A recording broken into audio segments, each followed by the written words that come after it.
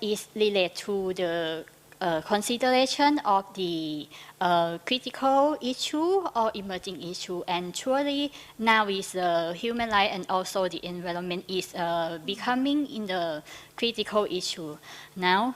And after that, the socio-economic impact also take into account, and availability of the international standards and regional standards is also a concern. And when we drafting the standard, we have a specific committee to set the particular standard.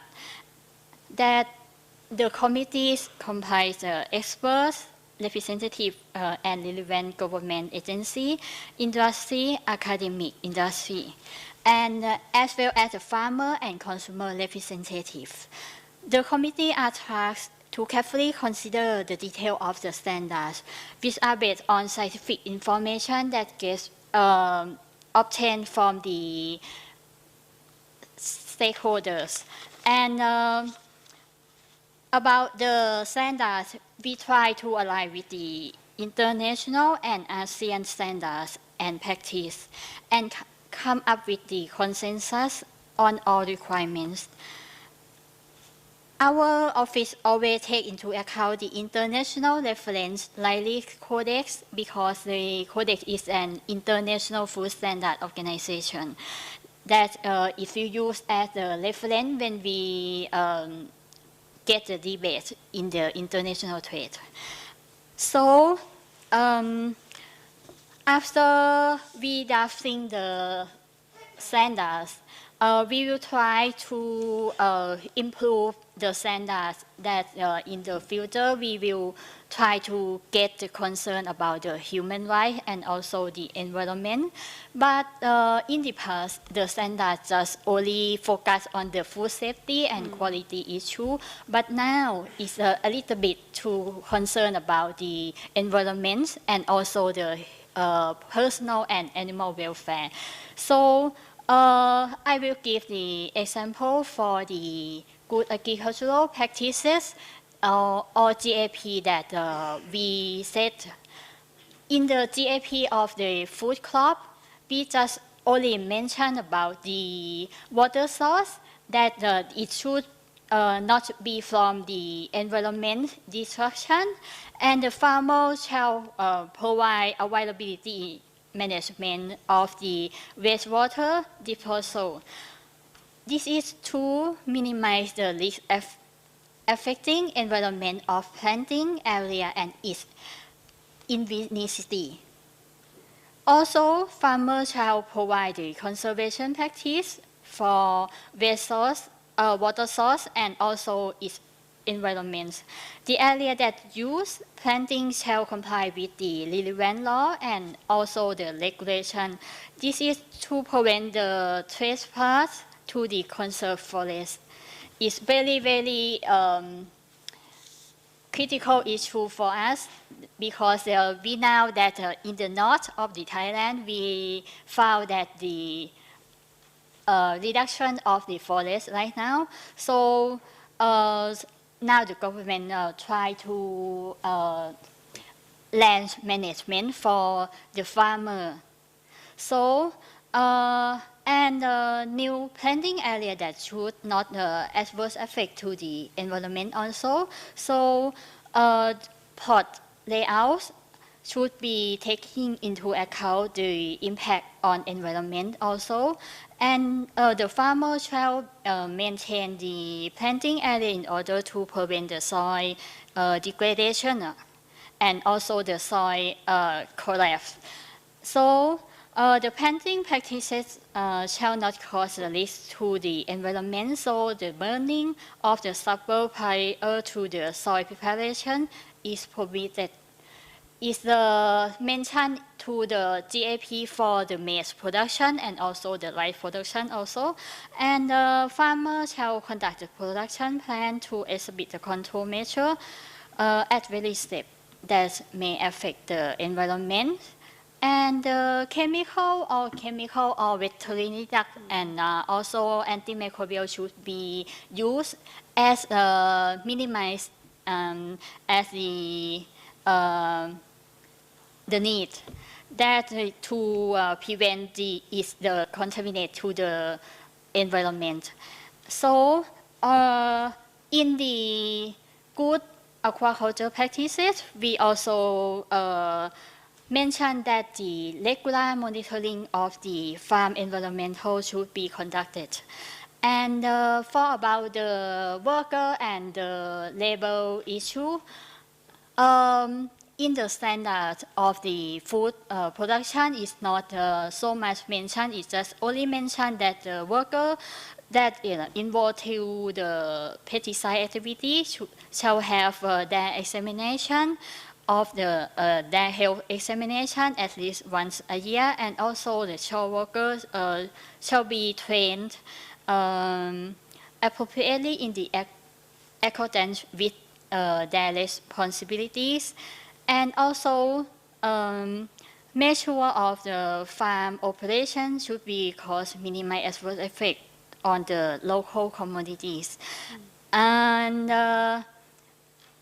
in the GAP for the boil farm and other husbandry, and also the wastewater animals, it's mentioned that the farmer should be rely on the good labor practices that shall apply, such as contact of the employment shall be available, and employee is at least 18 years old or a bit by the Labor Protection Act.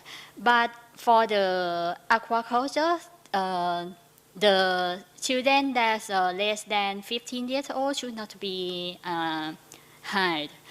For the immigrant worker, shall post their legal passport and work permits, and the worker shall be provided with the decent living condition. Personal protective equipment shall be provided to all workers, and also male and female workers shall be treated equally. So this is all the requirements that related to the human rights and environment issue. And in my view, I think that the business about the livestock and fishery products is has a potential now to do all the requirements, but for the food crop production, it's involved to the the poor farmers. So it's limited to them to comply with the requirements, especially for the labor. As I look to the rice farmer, we found that most of them also let his children or their children to help the mother and father to do the rice production. And surely I think that is traditional of the Thai to do like this because it's familiar to the household. So it's just a bit difficult thing to change their mindset to give a little bit profit to her children, and it's very challenging for the government to do. But now in the future, we will plan to develop another standard for the sustainable rice production. So it will be mentioned about the human rights and also the environment. It may be mentioned on the gas emission and the use of the water. So now ACFS work with the Department of Life and also the other organization and also the Sustainable Life Platform that now is try to give the facility to the farmer to do the standard rely on the Sustainable Life Platform. So ACS will learn from this project and will set it up to the standard in national standard also. It's in the future plan. And another mention about the implementation. For the implementation, it's the first thing that the government should be concerned that is the policy or strategy of the country. And now we have the 20 years national strategy that have the another strategic that's mentioned about the competitive of the agriculture products of the Thailand. So we try to provide an important to the standards to the apply to the our products and also our produce. So we try to enhance the farmer to apply the standard and also certification to get a certified mark. I will give you an example on the implementation. Now in Thailand set the big farm for promoting the standard certification, and also we try to use the big farm just about the 30 farmer together, and we have the aggregate the area about the 300 right, also the about the 48 hectare together, work together, and then the government will give the knowledge to implement the standards and then get the certification by, but for the third party certification is very difficult for them now, but so we try to teach them to do the internal control system, and will train the leader of the farmer to do about the inspection and assessment about the other member farmers first, and then it's like the self-assessment, and then give the result to the government to do that they already for the certification or not. If they already, we will go to the farm to get the certification. And after the farmer get the certification, they will get the certified mark, and also the information about the certification will be shown in the QR code that we call QR test. That's for the test ability of the product. And that's all the implementation that we try to make the better production for the Thailand. Thank you so much. Thank you, Dr. Namapon. So what I heard from you was that it's very interesting to see how the development on standards, which was originally really focused on food quality, which I think that's quite a normal development, is that now you're beginning to look as well at the more social and environmental risks as well. And it was really heartening to also hear the efforts being made to train the farmers. And I think there might be some opportunity, and maybe we can come back to that when we wrap up, is to see how potentially some of the international standards on due diligence, which it sounds like you're already practicing in terms of prioritization, for example, of which risks to look at, and also integrating farmers could really be part and parcel of the government approach.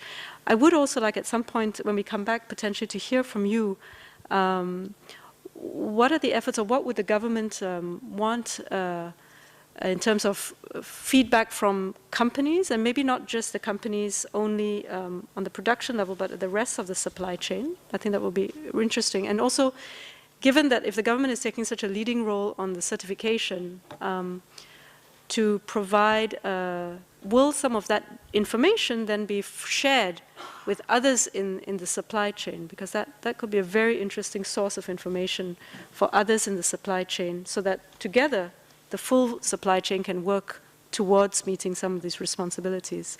We're going to change and switch gears a little bit now. I want to actually bring in Cargill.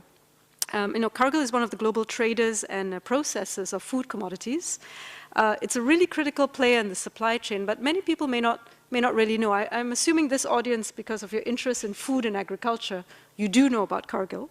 But we're going to hear from Bruce.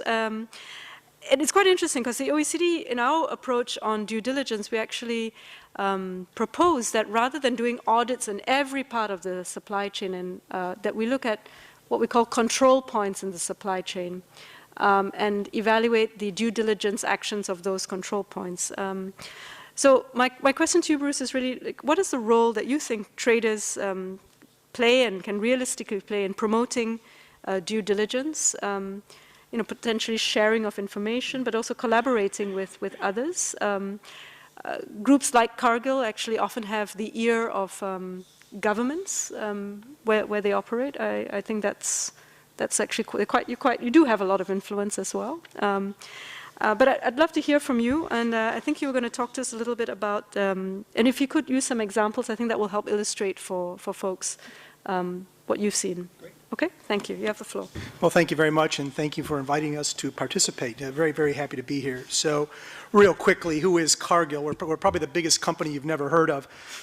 We are a privately held company. We're 154 years old. We have 155,000 direct employees, about another 250,000 indirect employees around the world. We buy from about 1 million smallholders around the world. We operate in 70 countries. We service 120 different companies, or 120 different countries around the world.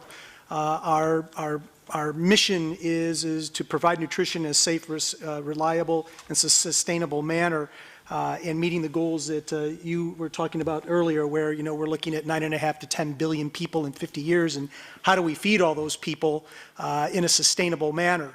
And again, that's something that we deal with on a day-to-day basis.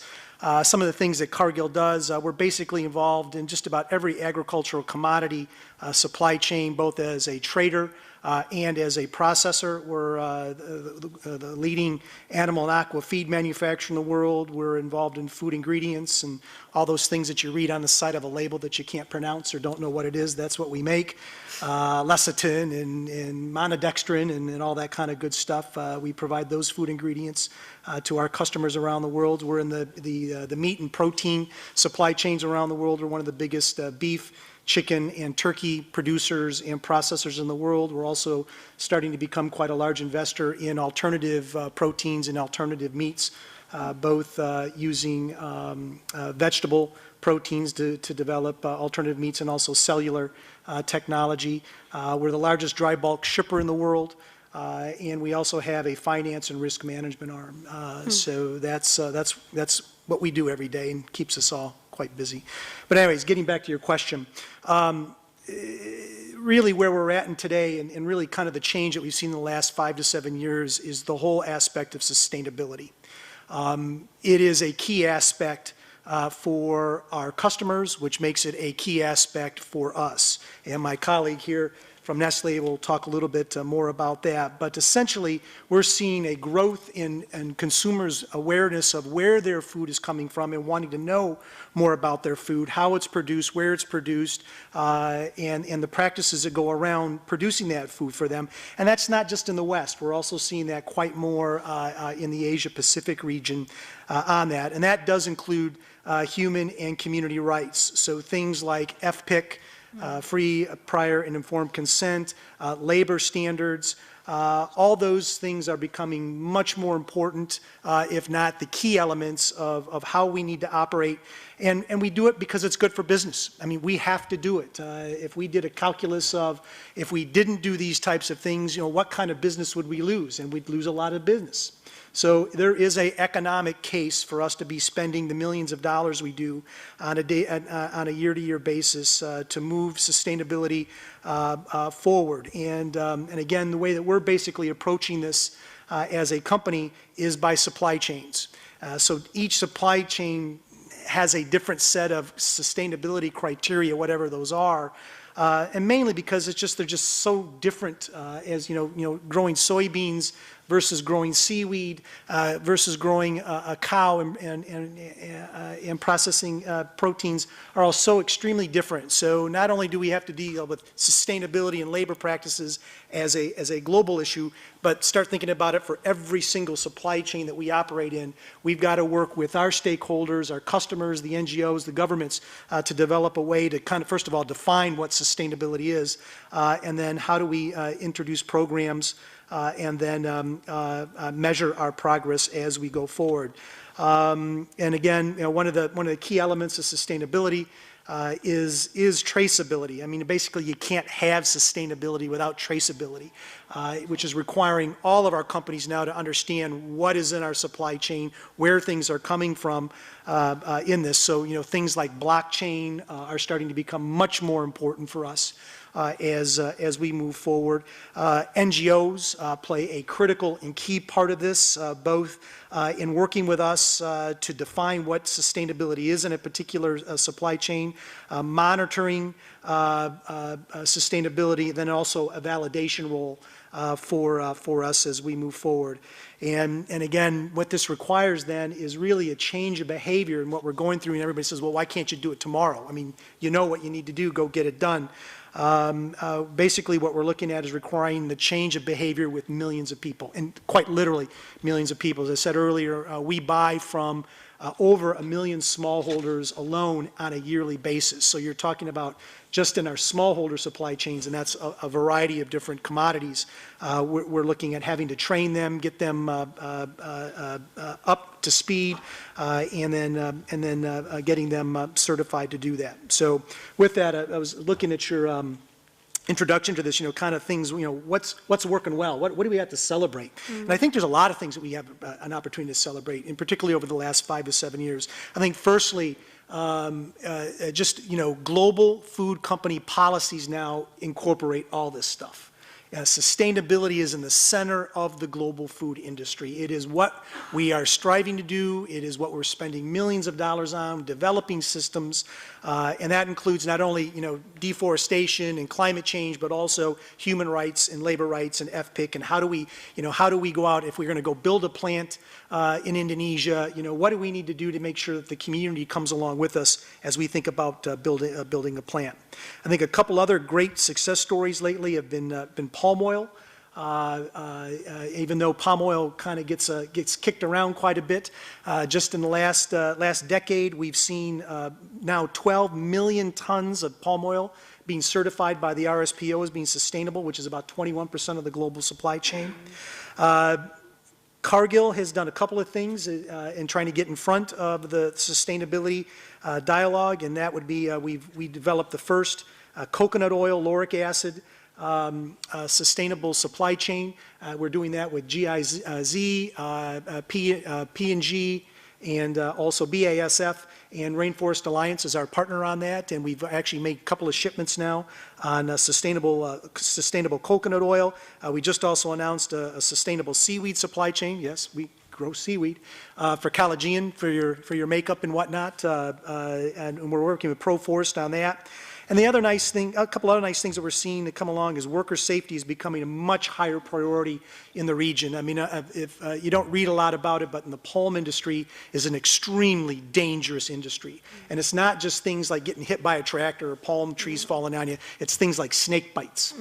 So having your workers, wearing rubber boots that go up to their knees so that they can protect themselves from things like snake bites and whatnot to protect themselves in that. Things like plant safety, wearing straps if you're up on the back of a truck, wearing harnesses so you don't fall off, teaching smallholders how to better handle the chemicals and fertilizers that they have to handle, how do they store them, how do they handle them, how do they protect themselves and their families. All this kind of training is going on both by the private sector, also the NGOs, to help smallholder farmers to operate in a much more safer way. And then also for the economic development of smallholders, we again, and again I'm talking from the context of Cargill, are certainly looking at helping smallholders, number one, get certified, and when they get certified, we tend to be able to sell that commodity at a higher price. And when we can, we share that with our smallholder farmers. So for instance, in Indonesia, we've got in our South Sumatra palm plantation, we've got about 8,800 smallholders that we work with. And we split any profitable, sustainable premium that we get with the smallholders 60-40. We take 60, we give 40. That's turned in over the last 5 years to over $9 million going back to the smallholder farmers. So it's not chump change. We're talking real money and to help our smallholders be successful. Challenges, real quickly. Poverty is by far number one. Poverty in Asia Pacific is different than poverty in the rest of the world. Poverty exists in rural areas in Asia Pacific. And it's what drives bad labor practices, child labor, cutting corners, and whatever we can do to alleviate poverty is important. Traceability, particularly down to the farm level, is a challenge. Again, like I said, we buy from 1 million smallholders, so how can we, working on trying to, how do we trace all the way back to that? Smallholder capacity, again, the cost to get certified as sustainable, the paperwork, the extra work that it goes on, that smallholders have to do. Companies not willing to pay their fair share for sustainability along the supply chain, another issue. Approvals and adoption of innovation and technology, of getting technology and innovation down to the smallholder so that they're able to use it. Again, regulatory approvals, getting that technology to smallholders and then helping smallholders use that technology so they can grow more on the unlimited amount of land they have. If they can grow more, they have more to sell. It puts more money in their pocket, and companies like Cargill need to buy that. And then last, but certainly leastly, bad roads and infrastructure.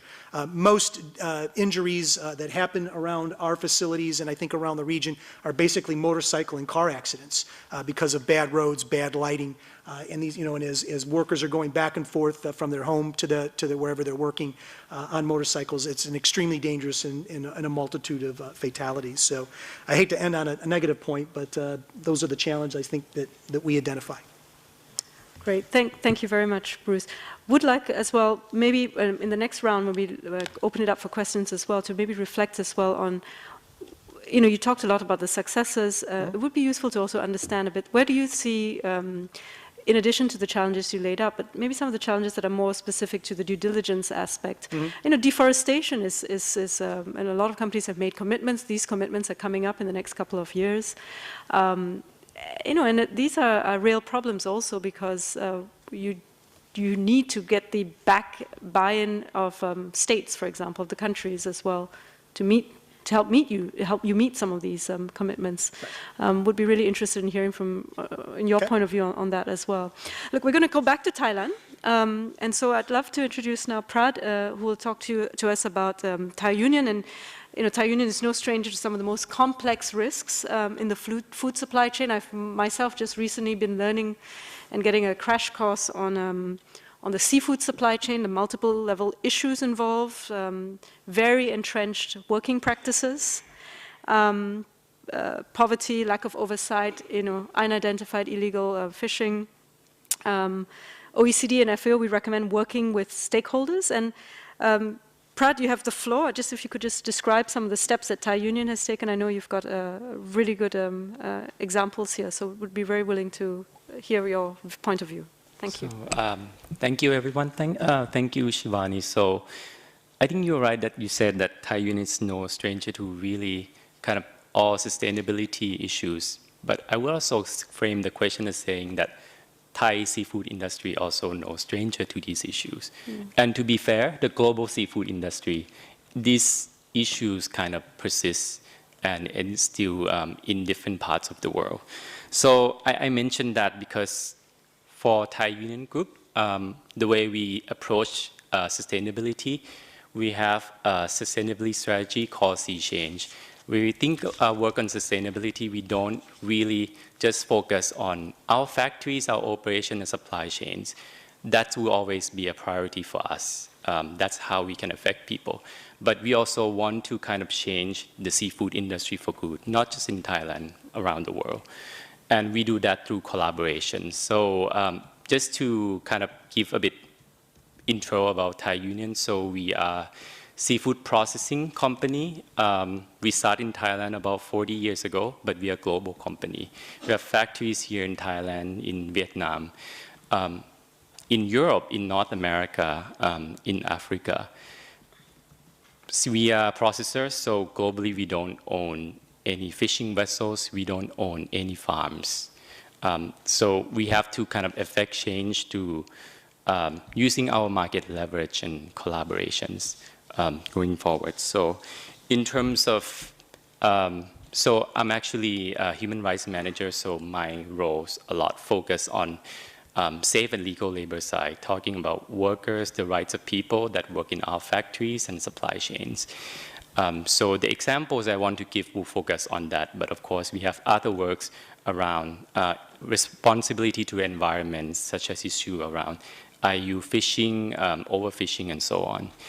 When we approach human rights, we kind of take the UN Guiding Principle on Business and Human Rights as a kind of overarching framework. So we really ask, so first step is, you know, you have to understand the risks. So what are our exposure to the risk? And I think my colleague from Cargill mentioned first, traceability is very important. So it's very important to us as well. For us, we can say, we can source, we can trace out the seafood that we buy to the level of farms, to the level of vessels. Because if we don't know the traceability of information, then we can't know what are the working conditions in those farms and on those vessels. So we have to assess the risk based on those traceability information. And then secondly, on the second pillar of our work is around prevention, because we believe that on human rights abuse, it's good to kind of prevent that from happening at all in the first place. So concrete activities around this that we do are, for example, labor rights training. When we hire migrant workers from Cambodia and Myanmar, for example, in the source country, we work with our partner NGO, MWRN, to provide pre-departure training to those workers in the source country, even before they start to cross the borders to come to Thailand. So those training around labor law, grievance mechanism, kind of Thai working culture, and so on. And then once on board, we also have various training programs with NGO partners, kind of onboarding training around our code of conduct, what they are entitled to. So that's around the prevention, but of course, with the prevention measures in place, you cannot assume, we don't assume that then nothing will go wrong. So the kind of second pillar for us is around detection. So detection of human rights abuse, violation of the code of conduct, including the labor law, in our own factories and in our supply chain down to the vessel and farms level. So those activities involve, for example, third-party audits. A few years, 2 years ago, we have produced our vessel code of conduct that said, if your fishing vessels work supplying to us, you have to comply with this vessel code of conduct, which is aligned with the IO Convention C188 on working on the fishing vessels. So those involve third-party audits. We have internal audits as well. But apart from audits, another measures around detection is on the worker voice, because we know that sometimes audits do not detect all the issues that go wrong. So it's important that you know, workers in our supply chain, in our operations, are comfortable to raise issues if there's something go wrong. And then we will investigate and remedy situations.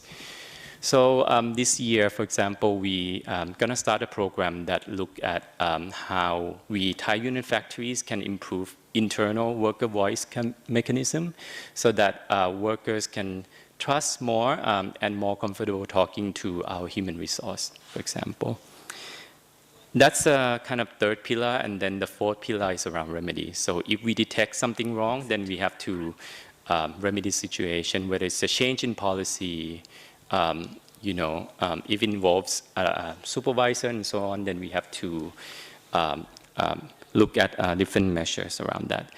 One interesting thing we do is remedy is around training. So in the past, when we audit the Thai fishing boats, we found issues around health and safety on board vessels. So in this program, we've been working with actually ILO and ITF, International Transport Worker Federation, to provide health and safety training for workers. So that are kind of things that we do for our operation and supply chain, but then again, we want to make kind of change to industry level. So there are things that we do at global level. Traceability, again, it's very important. So it's very important for all the seafood players, supply chain partners to agree what good traceability would look like. Because if different countries, different customer buyers require different things about traceability, that's going to make things hard for us and hard for our supply chain partners to comply. So we are part of the global dialogue on seafood traceability, for example, for the global seafood industry to come to agreement what would traceability would look like. So I think I want to kind of end. I think I have few minutes left on a good notes. I think it's very important to us to work together. I think for seafood industry, we have a lot of things that we can learn from other industries in areas like, for example, ethical recruitment. That's a big issue in seafood industry. We can learn from other industries as well. So I will end it there. Thank you, Prad. I don't know if you realize it, but I'm actually having to hurry folks along because I do want to make sure that we have time for questions from all of you as well. And we have 2 more speakers. But, Prad, I think take on point as well this idea of, working together and, we hope that the OECD FAO guidance can be at least a guiding framework. But I do know that the FAO, and we fed into this new guidance that the FAO is putting out specifically for seafood. It's just come out. It's in a consulting phase right now. So if there are folks who are interested, I am very happy to share that with you. But it's something that I think it's very important to get the feedback, particularly from groups that are applying this in their actual supply chain so that you have something that's really usable and workable. Well, with that, I'm going to now turn to Jan Wiss with Nestlé, who's familiar with a very complex and a myriad number of supply chains. I mean, Nestlé is the #1 food brand producer. So, they cover a whole range of commodities. We've talked about, rice, we have palm oil, you've got sugar, you've got fish. So, Jan, I'm going to turn it to you. And if you wouldn't mind, just keep it to about 6 minutes or so that we have time from Sandra as well. Sure, no problem. Thank you, Shivani. I'm very excited to be on this panel because actually the previous speakers are all our partners actually in the issues that we try to address in the supply chain. So I think the importance of collaboration was highlighted a few times this morning and again this afternoon. And I just want to use like 2 examples. Palm oil in Indonesia and Malaysia, and actually fish and seafood in Thailand. I mean, to show how we actually work together, with governments, but also with supply chain partners. Before I do that, just a couple of data and numbers about Nestlé. So. Yes, Bruce, you are big, but we are even bigger. Sorry about that. We actually, and I guess, the main difference between Cargill and us is actually the fact that, we have our own brands. We actually have like 2,000 brands in total. We sell 1 billion products every day in 198 countries. We operate a bit less than 500 factories with 300,000 colleagues. And we source either services or goods from 160,000 direct suppliers. We have 4 to 5 million farmers in our upstream supply chain, so that's big. And with big business comes big responsibilities. And basically, that's when I started with Nestlé 8 years ago. So I started as a human rights specialist. My mission was actually to set up a human rights due diligence program that would actually help us cope with the complexity of the issues. We came up at the time with a program that is, and still is actually very well aligned with the UN guiding principles.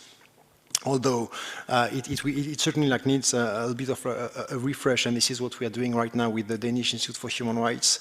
But basically at the time we had identified 8 priorities as part of this program. I will just like quickly like run through them because I think it's important for me to show you like how a company like Nestlé thinks about its responsibility to respect human rights, and basically how a company tries to know and show what's going on in it's in its value chain. The first pillar was policies. So, like everybody, if you read like any kind of like toolkit, you will read that as a company you need to have like a human rights policy, and we actually went much beyond that because having a policy we found actually is quite challenging for everybody among like our 300,000 employees to understand exactly what that means.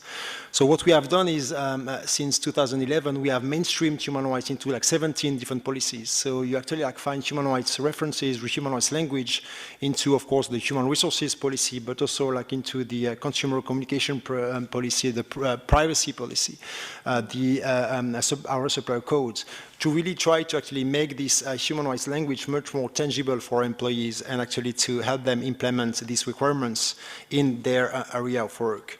The second pillar was stakeholder engagement. This is very important for us. We do it at the global level, but we also like do it at the local level. And I will come back to that in a moment when I will speak about the example that I've just mentioned. The third one is training. Prad, you mentioned the importance of training of suppliers.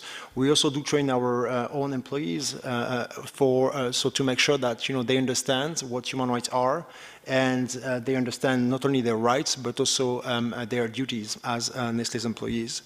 So far we have trained a bit more than 100,000 employees, and we have committed to train all our employees by 2020. And I mentioned that because when we talk about due diligence, too often I think we jump into like the risk and impact assessments, but this is all about like building capacities within a company like Nestlé.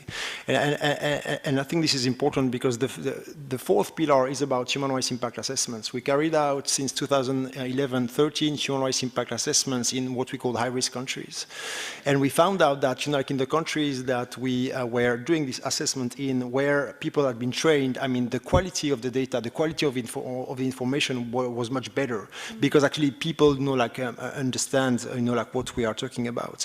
And basically the two go together. So if you actually build capacities at the local level, you will actually find even more issues, which is actually good news because you can actually act upon them. So this is the fourth pillar. The fifth pillar is about risk assessment. So not only like the impact that we have on the ground, but also the risks that we face, not only at the global level, but also like in the different geographies where we operate. Governance is key. I think there are a lot of discussions about leadership and the role that the CEO, the chairman of the board, need to play. And this is what we do through the different kind of like bodies that we have within Nestlé. Partnerships we don't have actually like all the expertise that is needed to address some of the challenges that we face. So we partner with quite a few of organizations, from a national institution like the Danish Institute for Human Rights to smaller NGOs like Verité or the Fair Labor Association, and finally monitoring and reporting. So the work that we have done at the policy level to mainstream human rights within policies, we have also like done it at the monitoring mechanisms level. So in our audits that we carry out in our factories, but also like against our suppliers, there are some very strong elements of human rights. And reporting, we do that on an annual basis as part of our Nestlé in Society report, but also through more targeted reports on specific commodities.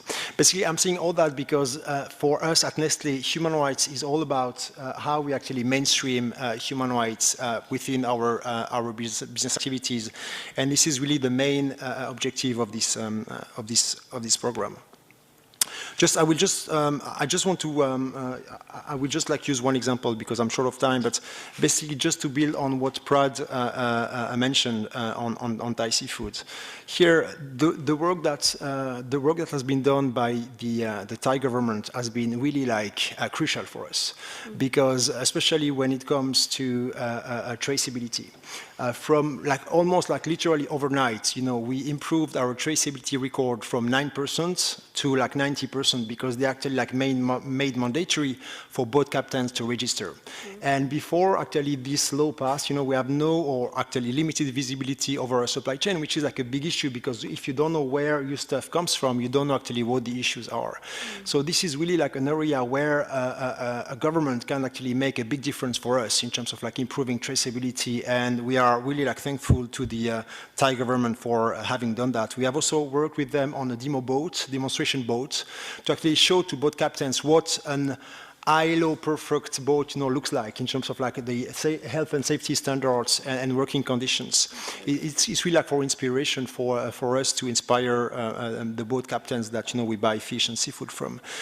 We have also relied a lot on Thai Union, and Prad explained what they have done, but this is all good and great and needed in terms of like training, but also assessments on the boats that, you know, are traceable, and, you know, we know where they are, and we actually can actually perform the audits or the assessments that are needed to improve the situation. Before it was not possible because we didn't have traceability.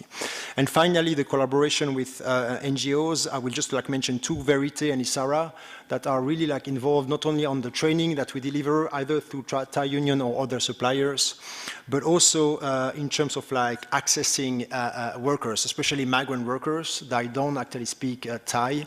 And ISARA has really like developed a real in-depth expertise in how actually to engage with these workers and make them comfortable for them to report complaints. This is one of the main challenges for us in the ag supply chain. I will leave it there because I know that we're short of time. Yes, thank you, Jon. And before we turn to Sandra, I want all of the panelists to actually just think, because that's going to be our wrap-up questions.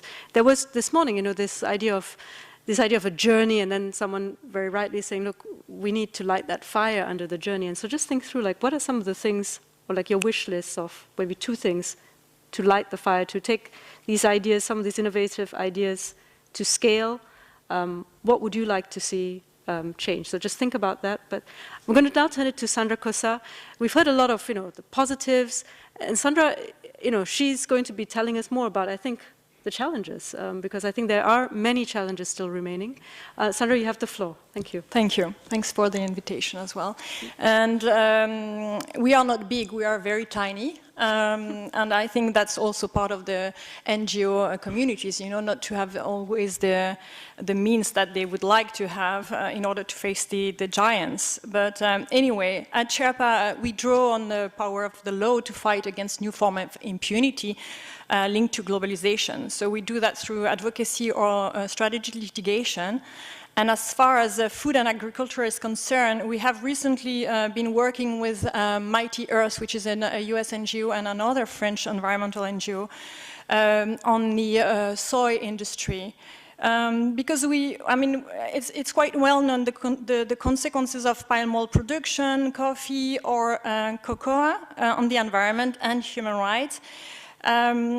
It doesn't mean that these violations are not taking place. I'm just saying that it is more well-known and more documented at the moment. Whereas in the soy industry, because of also its place within the supply chain, it's very tricky and it's less visible. And also because you know, it's in protein in farming industry, so it's very tricky to see it. But they are very serious human rights and environmental violation. Now, thanks to the Amazon moratorium, for example, deforestation has decreased in the Amazon. But these giant agribusiness, you know, have expanded their exploitation in, for example, Paraguay, with very minimum international scrutiny. So with our partner, Mighty Earth, they have documented violation in, for example, the Gran Chaco area, which cut across Paraguay, Bolivia, and Brazil. So how we did end up together, they documented the violation, and we in France have passed legislation which is called the duty of vigilance, which impose on big multinationals to establish, implement effectively and publish a vigilance plan, which should include some measures. And these measures are inspired by the OECD guidelines and the UNGP, the UN Guiding Principle. But these two standards are voluntary, which is not the case for the duty of vigilance. It's linked to civil liability. So if these companies do not fulfill their obligation, they might be liable, and there might be some remediation for the victim. And this is what we are looking for when it's our mandate, for example, to protect and defend victims of economic crimes.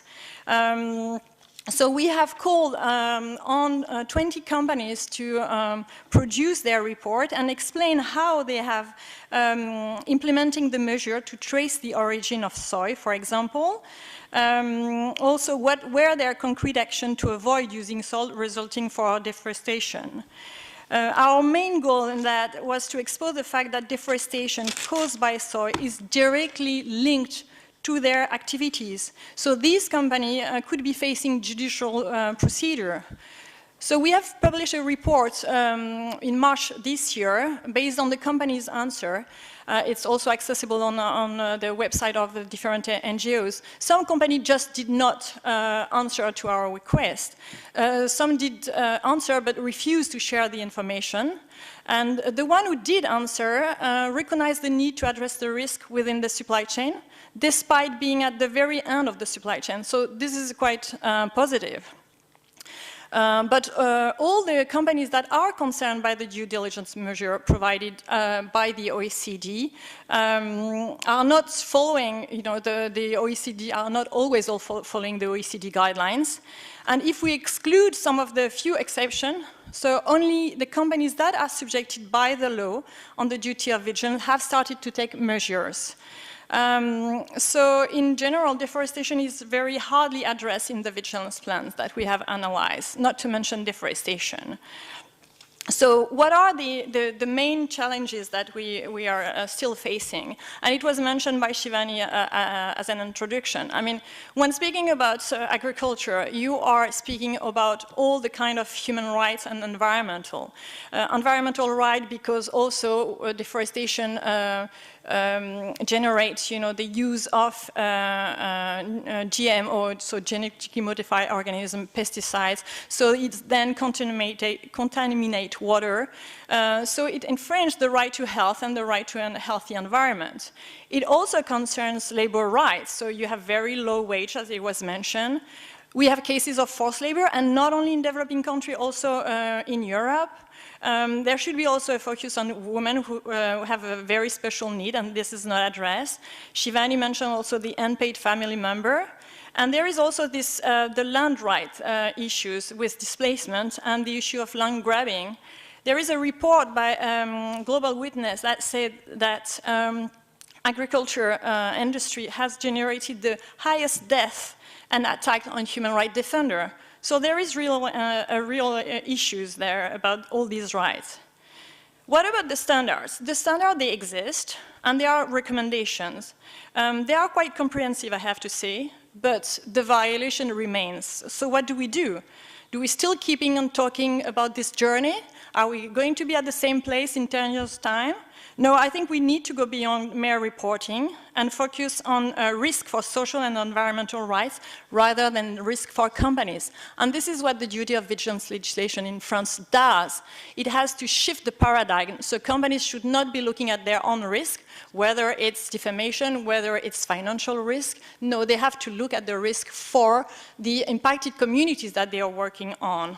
And it's not a question of knowledge. All the actors know. There is a report also from SOMO that is looking at how Indonesia is analyzing this kind of issues and the complaint that they are looking at. So there are also reports from NGO, report from governments, and companies also, as we've heard, they also are aware of their issues. I think so. What needs to be changed? And this was your question, Shivani. I think violations need to be addressed, not only about talking, but about having a real remediation possibility. So we have a case also, we use the NCP, and Sherpa is a member of OECD Watch for the last 10 years. So we've worked on the guidelines many times, and we've used the NCP. We have a case that involves a company which is operating in different countries in Africa and in Asia, is operating, for example, in Cameroon and in Cambodia. We've negotiated with this company, with the French NCP for 5 years. We did end up, after these 5 years, with quite a good, I have to say, final decision from the NCP. And we did negotiate an action plan. So the company was supposed to implement this action plan. What happened then? Nothing. Why? Because the NCP doesn't have the power to enforce their own decision, and because the company decided not to implement the action plan anymore. So we have all lost 5 years, and especially the communities on the ground still don't have remediation. So for me, what is really important is that we need meaningful engagement, but by meaningful engagement, it doesn't mean talking, and having all sets of standards that are very good, but that you cannot really implement if the company decide not to implement it. So we really need to have a sanction mechanism attached to binding rules. And the report we have published with Mighty Earth recently really shows that these companies that have that have the obligation under the law of duty of vigilance go much further than the other one, because the other one just have the OECD guidelines. So that would be my, my advice on what I would like to see changing. Is I think we have all the sets of instruments and standards. They just need to be binding, and so that companies would not have to choose whether to, enforce them or not, because they could be liable. Like if you are a citizen, you are liable for any of your action. That should be the same for economic actors. Thank you. Thank you, Sandra. So there we have it. We've got, the different approaches and the different needs. You can see it is quite contentious. I'm going to open it up to the floor now. I'm looking at the time. It's 3:15.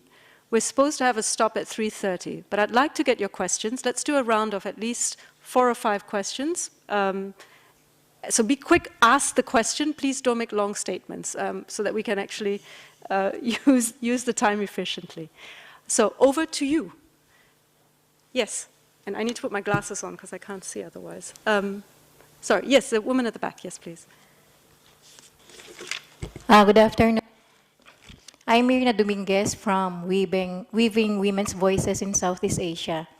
I would like to ask, how do you conduct due diligence with agrochemical companies when in fact the nature of the business is in itself very harmful to the environment, especially to agriculture? In the same manner, how do you conduct due diligence with plantations, which are really altering the diversity of agriculture?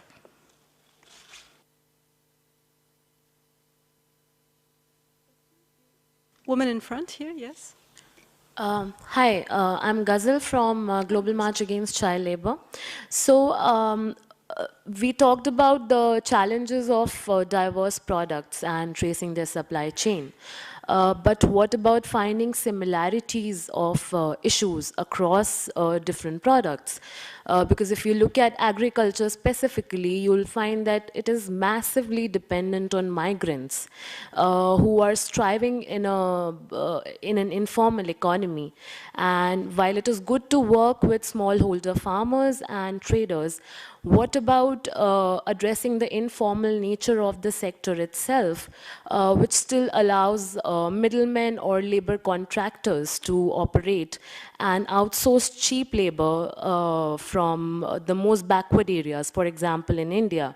And just one more example, I know not making statements, but just take the example of sugarcane, which started as a sector heavily dependent on slavery back in 15th, 16th century, and in 21st century, it is still dependent on modern slavery. So how to look at similarities instead of differences? Thank you.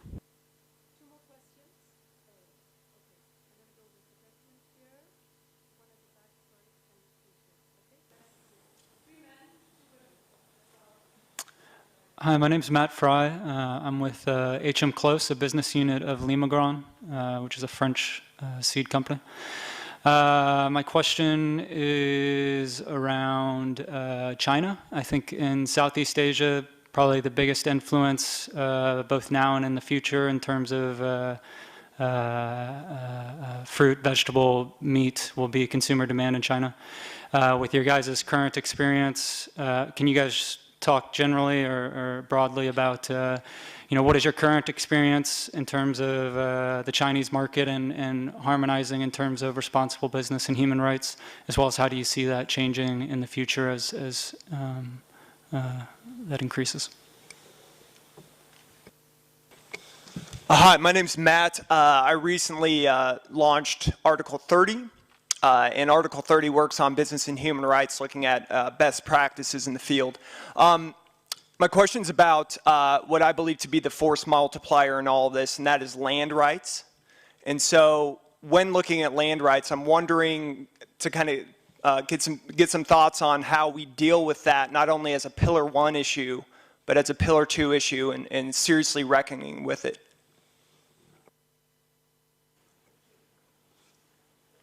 Hi, my name is David. I'm working currently as a consultant for Windrock International. This is a question for Dr. Namaporn. So you were mentioning that your office traditionally focused on food safety, but now is more interested in developing standards around human rights.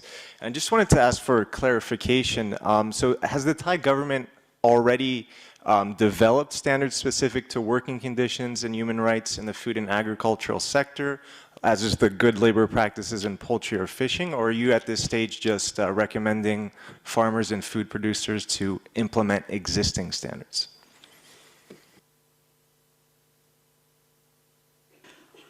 Okay, thank you very much for those questions. It's quite a range of questions. So shall we start with the first one? And I don't think there are any, agrochemical companies, but perhaps we could still offer an opinion on the companies that, I guess the question was saying that intrinsically they're relatively harmful. So how do you implement due diligence there? Is there anybody from the panel who would like to tackle that question? I'm happy to also then tackle it. I'll give our opinion. You'll touch on it, yeah. So we agreed that irresponsible use of ag chemicals is polluting and wrong, but most countries have MRLs that they've established, maximum residue levels, excuse me, maximum residue levels for their agriculture use, and I'm sure the doctor could talk a lot more about that, but we need ag chemicals. I mean, we look right now, we've got a huge situation with the armyworm that is devastating crops now in 19 provinces in China and most of Southeast Asia, and is just destroying the corn crops, and that will move to other crops very quickly. I mean, we have to have and use technology that's available to us that's safe and use it in the responsible way to be able to feed the world. End of story. Yeah, I think also in the OECD guidance and the FAO recommendations, it's a tough call. These are also, we talk about trade-offs. And we are faced with multiple challenges that, unfortunately, is not a situation where everything works out beautifully. I mean, at the end of the day, there are trade-offs to be made. The recommendations actually talk about the responsible use of inputs, fertilizers. Certainly, diversity of crops is a big issue as well, and that does need to be addressed. Biodiversity as well, but the approach of the recommendations is really to work with the existing systems to point out both the negative impacts, but also the need for certain models as well. But it is certainly a growing debate. But certainly this is not. We would not say like this is. We don't point the finger and say these are therefore bad companies. So we do work with a whole range of different companies, and that due diligence can be part of these companies' approaches to responsible business conduct. Good. So now the next question was on quite an interesting question, this idea of instead of looking just down a particular commodity, I think, Ghazal, you mentioned this, about looking sort of across commodities and looking at specific thematic issues. There are folks who would like to perhaps tackle it. Yeah, Jan, maybe. Yeah, I'm happy to take this one because I think it's very relevant, and you're right. Actually, migrant workers is one of these cross-cutting topic that we need to address collectively. We do that as Nestlé through the Responsible Recruitment Leadership Group that basically gathers 20 companies from different sectors that get together to have a better understanding of workforces and responsible recruitment in particular. And we also work with the IOM to kind of map migration corridors, because very often actually, and this is the case for fish and seafood in Thailand, but also very much for palm oil, we don't know exactly where these migrant workers come from, and if we do, we don't know exactly which are the different steps that they need to go through.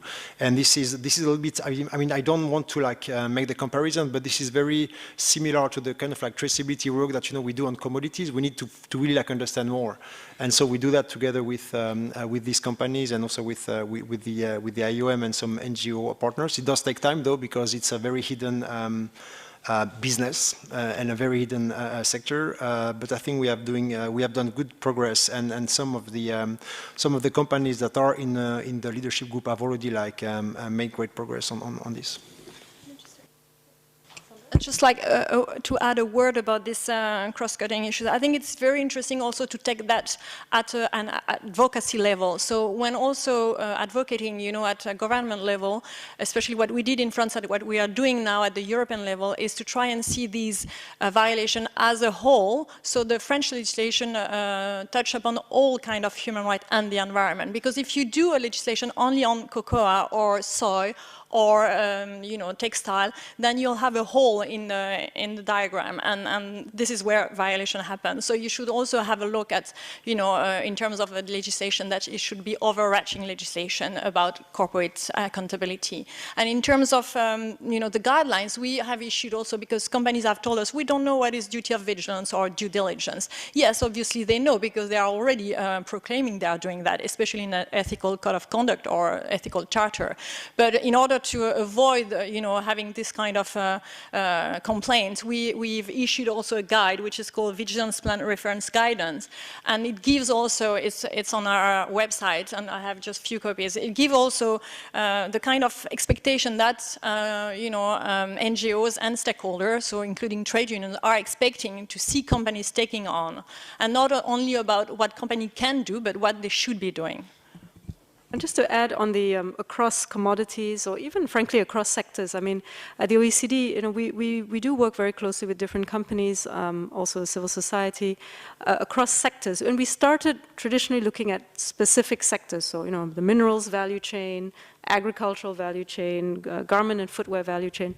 But to be very frank, I mean, we also realize that there are cross issues. So I think this will be a new area of, not necessarily a new area of work, but certainly a new way of working with businesses to look at potentially, collaborating in particular regions. And if you look at something like child labor, potentially in West Africa, it's the issue of land, which affects, we've got sectors in mining, and we've got, farmers as well.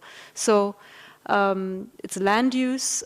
In some cases, farmers are also miners, so there's really lots of room for collaboration, I think. And Jan, just to double check with you, the organization that you were mentioning, is that an ag-specific group, or is it multi? No, it's not. It's a multi-sector. It's multi-sector. So you see, that's I think the area that's moving. Okay, I'm just looking at time, and it's very short time. So let's see. We had. Okay, the rest of the question, China. I think that's a really interesting question. So let's have Bruce deal with that. Hang on a second, and then yes, Matt mentioned this issue of land rights with the Article 30. That's right, Matt. And what are some of the approaches, I think, around land rights? Land rights is definitely part of the risks that the OECD FAO guidance recommends that companies look at. So not just the state level. Would someone like to take the land rights aspect? No? I mean, all I can say is it is such a critical issue. I mean, when you look at the top two issues that face smallholder farmers, number one is finance, number two is land rights. And you look at any study that shows you once you have land rights, you are much more productive because you know you have that land next year, so you're going to invest in it. So it is an absolutely critical issue. And it's, at the end of the day, it's a government issue. I mean, the governments have got to solve this. You can't have informal land use going on and on and on, and us trying to feed, feed the world. I'll jump in on that later after we tackle China. And then the final question I'm going to turn to Dr. Narapon on the question, very specific question to the Thai government. But let's talk about China. And I think that possibly all of us on this panel will say something about that. Bruce, why don't you start? Yeah. So anyway, a great question, and obviously, with 1.3 billion people in the world, economic growth, 6% plus. I mean, diets are changing. You've got urbanization going. You're losing agriculture land in the country. Paints a picture of need. But the Chinese have been extremely smart about their agriculture and food supply chains, and essentially, they're 95% food self-sufficient.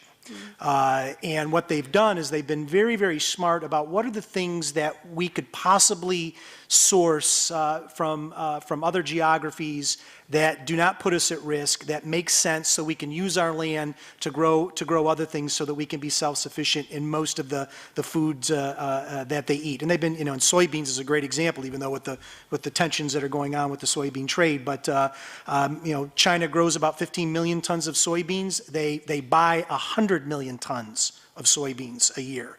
There's no way they can grow all the soybeans they need. Soybean is a great crop to source, because it's a northern hemisphere crop, it's a southern hemisphere crop, so you can source it all year long, and there's multiple countries that you can buy it from. So they have been extremely smart, extremely strategic about what they are going to focus on importing, and what they're going to grow themselves. So I think China sits very well with the ability to feed themselves, because they really have figured out, where do they have competitive advantages and where they don't have competitive advantages, and then going out and figuring out how they're going to get those things that they don't necessarily have a competitive advantage on. Just to add to that, I think so part of the work that we're doing at the OECD in Asia is working on responsible supply chains, and China is one of the countries that we are working with on that topic. Not on the agricultural sector specifically, but bear in mind the work that we're doing in China is talking to government policymakers across different ministries, as well as with businesses. Although it's looking at different sectors, the fact of the matter is that the idea or the tool or the framework of due diligence, in some ways one could argue that it is commodity or sector agnostic, and we actually have a guidance that's generic to all sectors. So we're really socializing and providing more training and input into what exactly does due diligence mean, to have China involved also in this work.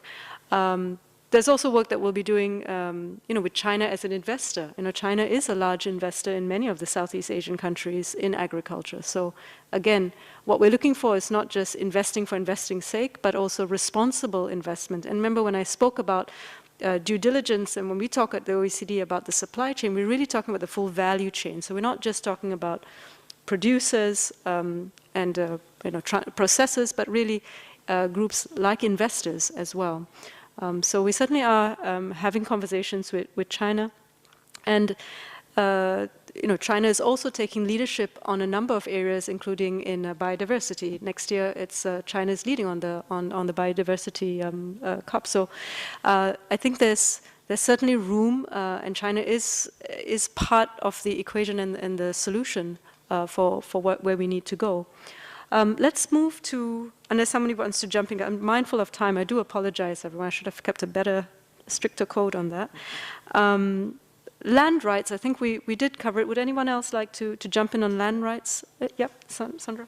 Just to add a reflection, I completely agree with what was said, that it's a governmental issue, but that is in theory. In practice, it does not mention the lobby and sometimes, you know, blackmailing that these big corporations that have overpowered some states are doing on states. So we cannot just say it's government issue and therefore we are not concerned by that. Because as I said, there are some multinational corporations that are putting a lot of pressure on government, and because they have overpowered the states, they have, you know, a much more, influence than we think they have. Yeah. No, I think that's a fair point, and I think that's one of the things that at the OECD we really try and do, is that we really try and bring these different groups together to talk about these difficult issues, because again there are different groups that are responsible and different levels of responsibility, and that we need to be pulling in the same direction. The final word, I'm going to leave it to Dr. Annapurn. For the standard development, now in the past we focused just only the food safety and the quality, but after the 3 years ago, we try to review the standard and try to align with the ASEAN standard that take into account the human rights and also the environment. So we review the standard for the good agricultural, for the livestock production, and also the good aquaculture production. And it now include the requirement of the environment issue and the human rights issue now, but for the food crop production is just a little bit requirement included in the good agricultural practice. We plan to review the standards in the future, maybe next 2 years, to more specific requirement about the human rights. Yeah. Excellent. So I think that's a real opportunity, because that's something that I think certainly the OECD will be very willing, particularly under the country program with Thailand, to see if that is of interest for the Royal Thai government to link up with our technical advice on that aspect. I think that could be quite powerful. I hope folks are aware of the ASEAN guidelines in agriculture. That's relatively new. That's come out, a really good piece of work. So that's another resource, and I know they also do recognize and reflect issues that we raise as well in the OECD FAO guidance. So again, there is convergence happening. I'm not going to summarize because we really are running out of time, but I think that what we can see is that there's some good practices happening. There's certainly a lot of effort being made. These are not easy problems to resolve. I think the idea of collaboration really came up many times. The role of the state, the role of business, and also I think we had some really good food for thought as well. The balance between voluntary guidelines and the need to maybe push this a little bit faster with mandatory law. But of course, when you have mandatory law, you need also enforcement, because I've worked in many different countries where they've got all the laws, but they still have many of the problems. So just the law itself doesn't make it up. I just want to thank our panelists. Thank you so much. I think this was really a very exciting and learning opportunity for me personally. I'm very pleased and very thankful again that you agreed to be part of this panel. Thank you so much. Thanks to the audience. And maybe we could just close with a big round of applause for our panel.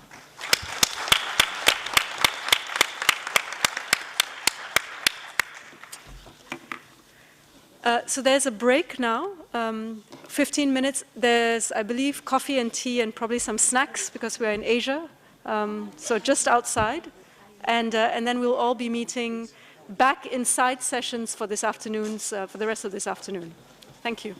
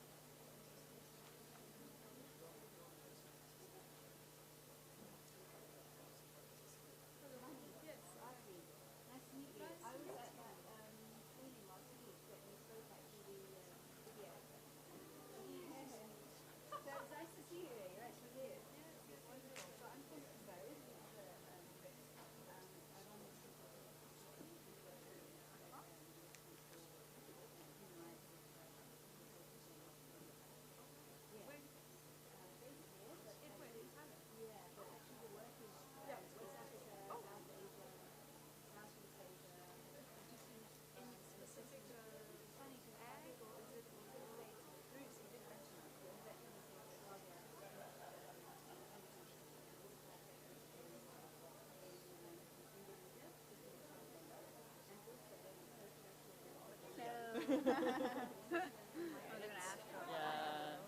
I know. So you were to Paris?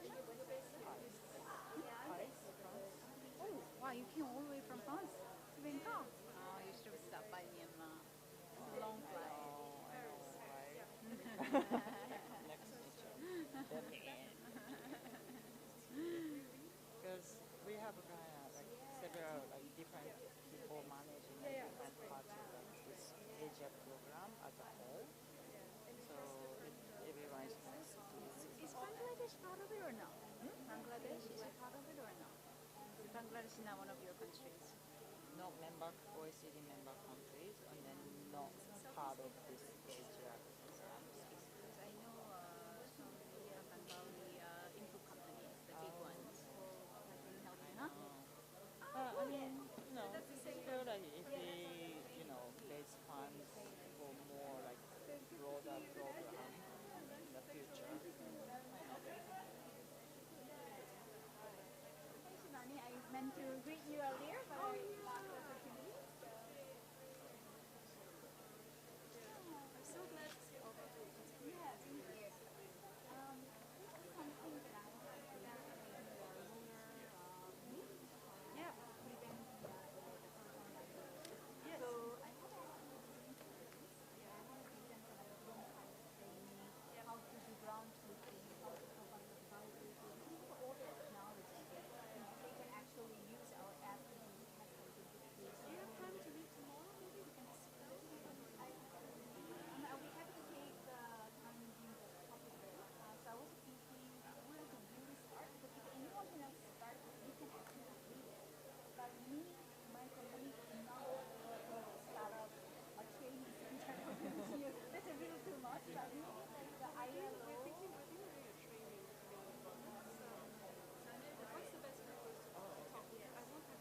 So on the worker voice, we have